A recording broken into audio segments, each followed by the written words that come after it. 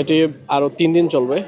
আগামীকাল টিএসসিতে, পরবর্তী দিন কার্জন হল এরিয়াগুলোতে, কার্জন হল এবং এর পাশের যে হলগুলো রয়েছে সেই হলের এরিয়ায়, এবং সর্বশেষ দিন সুফিয়া কামাল হলে কার্যক্রম পরিচালিত হবে। ইতিমধ্যে আমরা শুধুমাত্র হল ভিত্তিক করেছি এরকম না, আমরা কয়েকটি স্পট বেছে নিয়ে করেছি।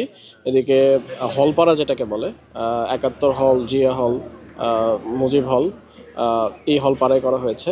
এর পাশাপাশি জগন্নাথ হলে গতকাল ছিল।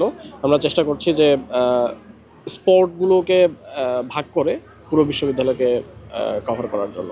এখানে মূলত সেবা জেনারেল মেডিসিন, ডেন্টাল, নাক কান গলা, স্কিন এবং একই সাথে গাইনি, এই সেবাগুলো দেওয়া হচ্ছে। এবং শুধুমাত্র ডাক্তারের যেই নির্দেশনা, সেই নির্দেশনার বাইরে মেডিসিন যেই সেবা, মেডিসিন বলতে ঔষধ রিলেটেড যে সকল সেবা ফ্রিতে সেটা বিতরণ করা হচ্ছে। যে সকল মেডিসিন রয়েছে তাদের যেই প্রেসক্রিপশন, সেই প্রেসক্রিপশনের আলোকেই ডাক্তাররা পরামর্শ দিচ্ছেন, ফলে এই জায়গায় কোনো ধরনের মিসআন্ডারস্ট্যান্ডিংয়ের সুযোগ নাই। এই উদ্যোগ নেওয়ার কারণ হচ্ছে যে আমরা জানি বিশ্ববিদ্যালয়ে যখন শিক্ষার্থীরা আসেন, সবচেয়ে যেই সমস্যার সম্মুখীন হন সেই সমস্যাগুলোর ভেতরে একটা চিকিৎসা সেবা।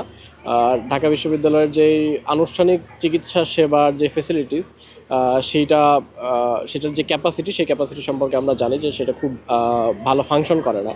ফলে আমরা মনে করি যে চিকিৎসার জায়গায় শিক্ষার্থীদের জন্য আমাদের কিছু করা রয়েছে। সে কারণে আমরা বিভিন্ন স্টেক হোল্ডারদেরকে এক জায়গায় করে আমরা চেষ্টা করছি যাতে করে তাদের চিকিৎসার যে প্রেসিং যে নিডসগুলো সেগুলো যাতে অ্যাড্রেস করা যায়।